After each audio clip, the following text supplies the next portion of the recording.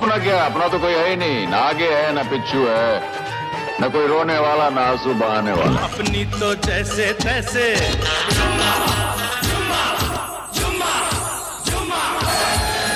कर लो बात। अरे बाबूजी ऐसी इंग्लिश आवे दैट आई कैन लीव अंग्रेज बिहाइंड। स स स ग ग रे रे सा नि नि नि सा सा सा। दिए जलते हैं फूल खिलते हैं, दिए जलते हैं फूल खिलते हैं, बड़ी मुश्किल से मगर दुनिया में दोस्त मिलते हैं। नमस्कार, मैं हूँ राम अवतार और आप देख रहे हैं थोड़ी फिल्म थोड़ा म्यूजिक। अब तक तो आप समझ ही चुके होंगे कि आज की 15 अनसुनी बातों के बेहद रोचक एपिसोड में हम साल 1973 में आई सुपरस्टार राजेश खन्ना और अमिताभ बच्चन स्टारर फिल्म नमक हराम की बातें करने वाले हैं। RSG प्रोडक्शंस के बैनर तले इस फिल्म का निर्माण किया था राजा राम, सतीश वागले और जयेंद्र पांड्या ने तथा इसके निर्देशक व कहानी लेखक थे ऋषिकेश मुखर्जी। फिल्म के संवाद लिखे थे गुलजार ने तथा इसकी पटकथा लिखने का श्रेय संयुक्त रूप से गुलजार और DN मुखर्जी को दिया गया था। तकरीबन 2 घंटे 16 मिनट लंबी इस फिल्म को रिलीज किया गया था 23 नवंबर 1973 को तथा इसके प्रमुख व सहायक भूमिकाओं में नजर आए थे राजेश खन्ना, अमिताभ बच्चन, रेखा, सिमी गरेवाल, असरानी, AK हंगल, ओम शिवपुरी, मनमोहन, दुर्गा खोटे, रजा मुराद, जयश्री तलपड़े, कमलदीप आदि।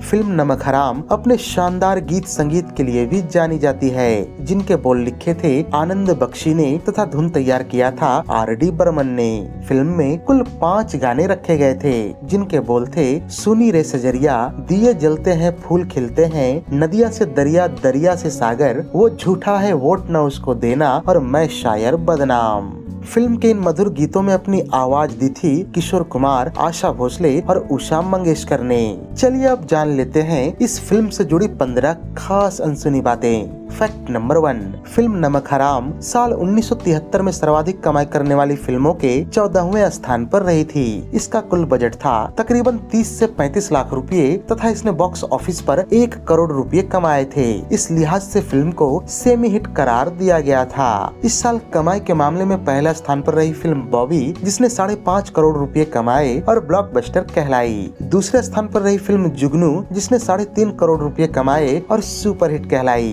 तथा तीसरे स्थान पर रही फिल्म दाग, जिसने 3.25 करोड़ रुपए कमाए और यह भी सुपरहिट कहलाई। फैक्ट नंबर 2, ऋषिकेश मुखर्जी ने इस फिल्म को बनाने की प्रेरणा साल 1964 में आई बेकेट नामक एक ब्रिटिश हिस्टोरिकल फिल्म से ली थी।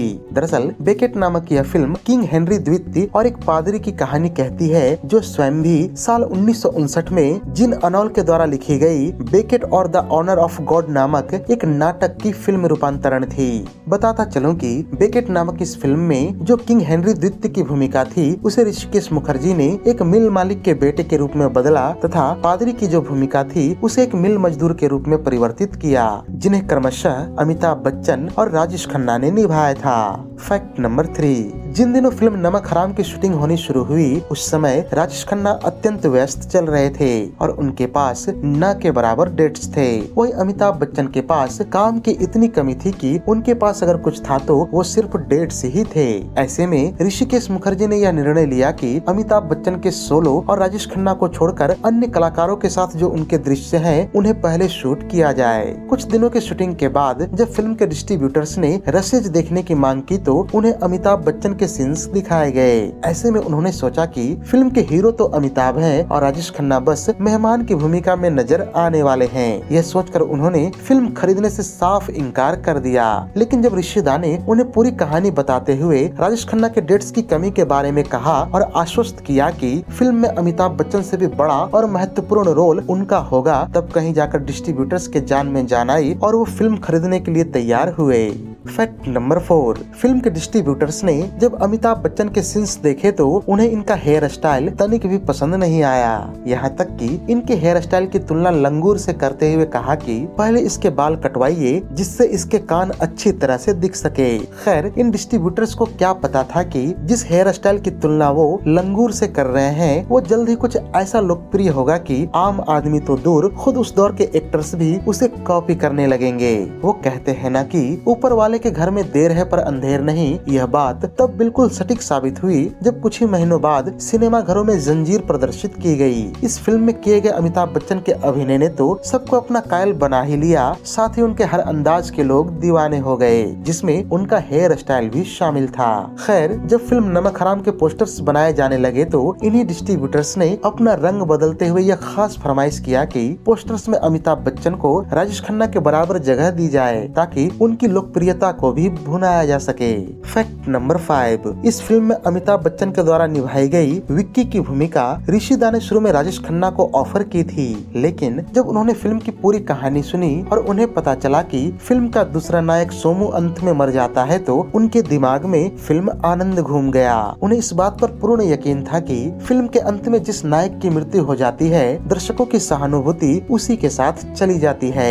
ऐसे में उन्होंने ऋषिदा से कहा कि वो सोमू का किरदार निभाएंगे। इस तरह से ऋषिदा ने राजेश खन्ना को यह भूमिका सौंप दी। फैक्ट नंबर 6, फिल्म आनंद के बाद नमक हराम राजेश खन्ना और अमिताभ बच्चन की जोड़ी की दूसरी और आखिरी फिल्म रही, क्योंकि इसके बाद दोनों के बीच कुछ यूं प्रतिद्वंदिता बढ़ी कि उन्हें एक फिल्म में ले पाना किसी भी फिल्मकार के लिए मुश्किल हो गया। बता दूं कि फिल्म नमक हराम में अमिताभ बच्चन के अभिनय को देखकर राजेश खन्ना ने कहा था कि अब कोई आ गया है जो उनके स्टारडम को चुनौती दे सकता है। फैक्ट नंबर 7, फिल्म के एक दृश्य में अमिताभ बच्चन दोनों हाथों में एक एक घड़ी पहने नजर आते हैं, जिनमें से एक घड़ी को वो राजेश खन्ना को दे देते हैं। यहाँ यह जानना बेहद रोचक है कि अमिताभ बच्चन निजी जीवन में भी घड़ियों से बेहद प्रेम करते हैं और उनके पास देश विदेश की कई घड़ियां मौजूद है। अमिताभ बच्चन का घड़ियों के प्रति यह प्रेम यहीं पर नहीं रुकता, बल्कि कभी कभी वो फिल्म नमक हराम के तर्ज पर एक ही समय दो घड़ियां भी पहन लेते हैं। फैक्ट नंबर 9, राजेश खन्ना जो फिल्म के सेट पर अक्सर देर से आने के लिए बदनाम थे, उन्होंने इस फिल्म के शूटिंग के दौरान भी एक दिन ऐसा ही किया, लेकिन उस दिन फिल्म के निर्देशक ऋषिदा ने उन्हें कुछ ऐसा सबक सिखाया कि राजेश खन्ना भी उनका लोहा मान गए और पूरी शूटिंग के दौरान दोबारा कभी लेट नहीं आए। दरअसल एक दिन जब राजेश खन्ना तय समय पर शूटिंग के लिए नहीं पहुंचे तो ऋषिदा को बेहद गुस्सा आया, जिसके बाद वो शतरंज खेलने के लिए बैठ गए। कुछ घंटों बाद जब सज धज कर राजेश खन्ना सेट पर पहुंचे तो ऋषिदा ने कहा कि खेल खत्म होने तक रुक जाओ, फिर शूटिंग करेंगे। यहाँ दिलचस्प बात यह है कि खेल खत्म होते होते कई घंटे गुजर गए और तब तक राजेश खन्ना इंतजार करते रहे। इधर जब खेल खत्म हुआ तो ऋषिदा ने शूटिंग करने के जगह पर पैकअप की घोषणा कर दी। राजेश खन्ना मन ही मन समझ गए कि ये सब उनके देर से आने के कारण हुआ है, अतः वो भी चुपचाप घर लौट गए। फैक्ट नंबर 9, फिल्म में रजा मुराद के द्वारा निभाई गई भूमिका के लिए राजेश खन्ना अपने मित्र वीके शर्मा को लेना चाहते थे, जो पेशे से एक राइटर एक्टर थे। लेकिन इसी दौरान रजा मुराद की मुलाकात फिल्म के संवाद व पटकथा लेखक गुलजार साहब से हुई, जिन्होंने इस रोल के बाबत उन्हें बताया। ऐसे में रजा मुराद ऋषिदा से मिलने जा पहुँचे और ऋषिदा इनके भारी आवाज और संवाद अदायगी से इतने प्रभावित हुए कि इन्हें फिल्म में वो मुफलिस शायर वाला रोल दे दिया। यह बात जब राजेश खन्ना को पता चली तो वो बेहद खफा हुए, पर ऋषिदा के फैसले पर सवाल करना उनके बूते का नहीं था। फिल्म की शूटिंग के दौरान शुरू में राजेश खन्ना का व्यवहार रजा मुराद के प्रति उतना मित्रवत नहीं रहा, लेकिन जल्दी वो भी रजा मुराद की प्रतिभा के कायल हो गए और दोनों के संबंध कुछ यूं मधुर हुए कि आगे चलकर रजा मुराद ने राजेश खन्ना को कई मुश्किल जगहों पर संवाद अदायगी भी सिखाया, जिसके बदले राजेश खन्ना ने उन्हें कैफी आजमी से तुलना करना शुरू कर दिया था। फैक्ट नंबर 10, इस फिल्म के लिए ऋषिकेश मुखर्जी ने रजा मुराद को केवल 2 जोड़े कुर्ते देते हुए कहा था कि तुम्हें शूटिंग के दौरान केवल इन्हीं कपड़ों का इस्तेमाल करना है और ध्यान रहे कि इस दौरान न तो तुम्हें इन कपड़ों को धुलवाना है और न ही शूटिंग में आने से पहले नहाना है। अगर तुम ऐसा कर पाते हो तो इस चरित्र में जान आ जाएगी। ऋषिदा की बातों को सिर माथे पर रखते हुए रजा मुराद ने बिल्कुल वैसा ही किया और इसी कारण आज भी जब लोग नमक हराम का जिक्र करते हैं तो राजेश खन्ना और अमिताभ बच्चन के साथ साथ रजा मुराद का भी नाम उनके जुबान पर आ जाता है। फैक्ट नंबर 11, फिल्म नमक हराम बकेट नामक जिस ब्रिटिश फिल्म से प्रेरित होकर बनाई गई थी, उसी से प्रेरित होकर दिलीप कुमार भी लेट 60s में एक फिल्म बनाने वाले थे, जिसमें वो अपने साथ राजकुमार को भी लेने वाले थे। लेकिन कुछ ही साल पहले आई फिल्म पैगाम में दिलीप कुमार के साथ काम करके राजकुमार खुश नहीं थे, क्योंकि फिल्म में उनसे ज्यादा तवज्जो दिलीप कुमार को दी गई थी। ऐसे में उन्होंने फिल्म करने से मना कर दिया और इससे आहत होकर दिलीप कुमार ने इस फिल्म को बनाने का इरादा छोड़ दिया। वैसे अगर यह फिल्म बन जाती तो राजेश खन्ना और अमिताभ बच्चन वाली भूमिकाओं में दिलीप कुमार और राजकुमार को देखना बेहद सुखद होता। फैक्ट नंबर 12, फिल्म के ओरिजिनल स्क्रिप्ट के अनुसार इसके लोकप्रिय गीत मैं शायर बदनाम पर शुरू में रजा मुराद लिप सिंक करने वाले थे, लेकिन राजेश खन्ना को यह गाना इतना पसंद आया कि उन्होंने फिल्म के प्रोड्यूसर्स से कहकर स्क्रिप्ट में बदलाव करवाया और इस गाने पर खुद लिप सिंक किया। इस तरह से एक बेहद लोकप्रिय गीत रजा मुराद के हिस्से आते आते रह गया। फैक्ट नंबर 13, इस फिल्म के प्रोड्यूसर्स इसमें बतौर म्यूजिक डायरेक्टर शंकर जयकिशन की जोड़ी में से शंकर जी को लेना चाहते थे, क्योंकि इससे पहले इन प्रोड्यूसर्स ने अपनी पिछली फिल्मों प्यार ही प्यार और यार मेरा में इसी जोड़ी को लिया था। साल 1971 में जयकिशन जी की मृत्यु के बाद शंकर जी बिल्कुल अकेले ही रह गए थे और उन्हें काम भी बामुश्किल मिल रहा था, लेकिन फिल्म के डिस्ट्रीब्यूटर्स इसमें बतौर म्यूजिक डायरेक्टर राहुल देव बर्मन को लेने पर अड़ गए, क्योंकि उन दिनों हर तरफ इन्हीं का जलवा था। खैर, प्रोड्यूसर्स का इस कश्मकश का पता जब शंकर जी को चला तो वो खुद ही उनसे मिले और कहा कि आप डिस्ट्रीब्यूटर्स की बात मानकर राहुल देव बर्मन को ही साइन कर लें। फैक्ट नंबर 14, इस फिल्म की लोकप्रियता को देखते हुए आगे चलकर साल 1976 में से उन्हें कागा नान नाम से तमिल भाषा में रीमेक किया गया, जिसमें राजेश खन्ना और अमिताभ बच्चन वाली भूमिकाओं में क्रमशः उन दिनों के दिग्गज तमिल स्टार्स जेमिनी गणेशन और शिवाजी गणेशन नजर आए थे। फैक्ट नंबर 15, साल 1974 में आयोजित 21वें फिल्म फेयर अवार्ड्स में इस फिल्म को कुल 3 श्रेणियों में नामित किया गया था। ये नामांकन बेस्ट सपोर्टिंग एक्टर के लिए अमिताभ बच्चन, बेस्ट कॉमेडियन के लिए असरानी और बेस्ट डायलॉग के लिए गुलजार साहब को हासिल हुए थे।